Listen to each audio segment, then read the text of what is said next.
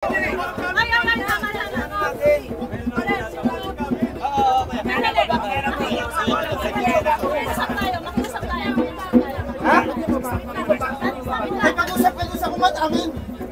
Kaya nakipag-usap ako ah. Hindi ka nakikipag-usap eh. Nakipag-usap ako. Ayun no? Boses lang ang ginagamit namin ha. Boses lang. Kasi hindi kami naririnig eh. Adik ang presidente. Alam yung adik yan.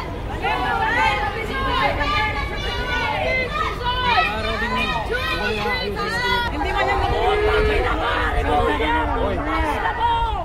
Gago! Gago! Kami na ba, Rimulya? Oy, wag yan.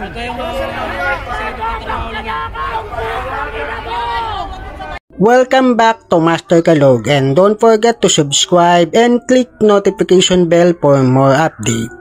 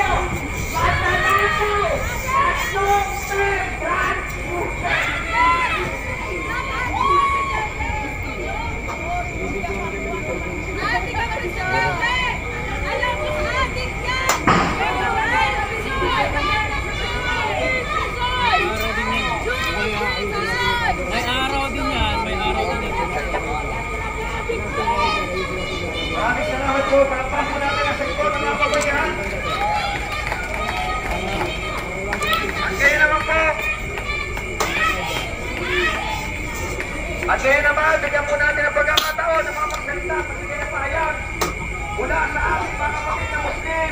Tinatawagan po natin si Professor Dorin Palong. Nakapagod po natin.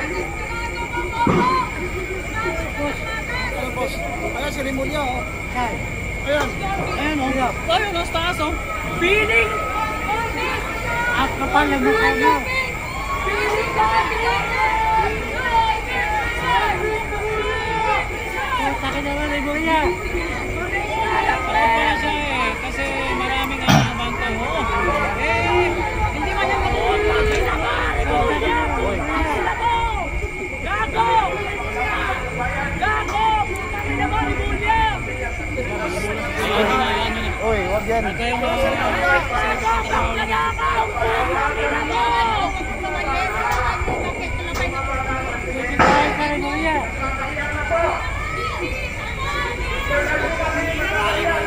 Tandaan mo yan, Rimulya, pag nakaupo si Sara, makukulong ka din.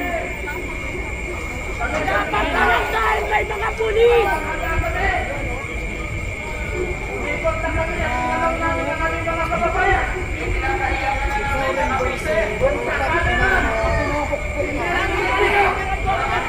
Nagpipis naman siya eh. Nagpipis naman eh. Nag-sign naman siya ng pis eh.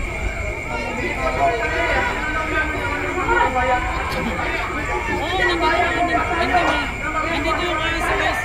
Ang haba ng mukha mo, putang ina mo!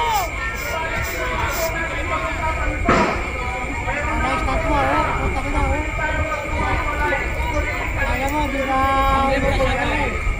Jobbik Rimulya, nakakasay ka sa mga putang ina mo!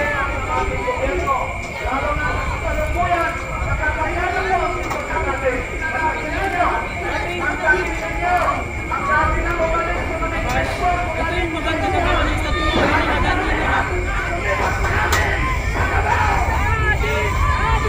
Oh, taka na Rimulya.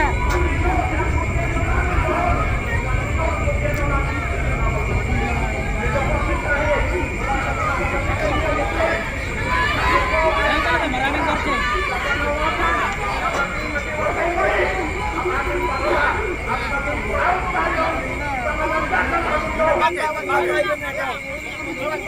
Bakit?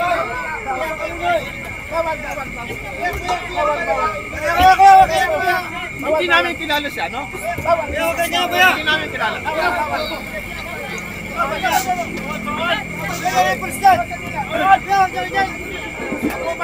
Kausapin niyo yung leader namin! Ay, nag-uutos sa amin! Kausapin niyo yung leader namin doon! Nautusan niyo kami! Ano po, kahit dalawang tambol lang. Dalawang tambol lang. Kuya, kahit dalawang tambol lang. Bakit hindi pwede? Ayaw nga naman na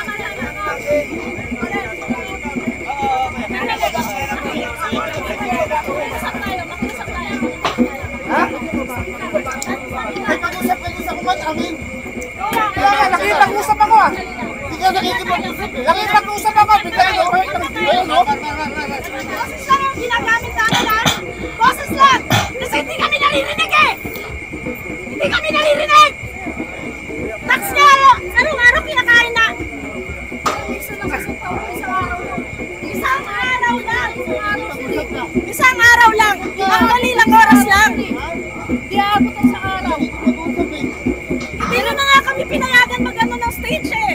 Ang tanong, yes or no? Masaya kayo? Nakikita tayo? Masaya kayo? Yes or no? Masaya kayo? Bakit doon pa? Magagawa pa doon?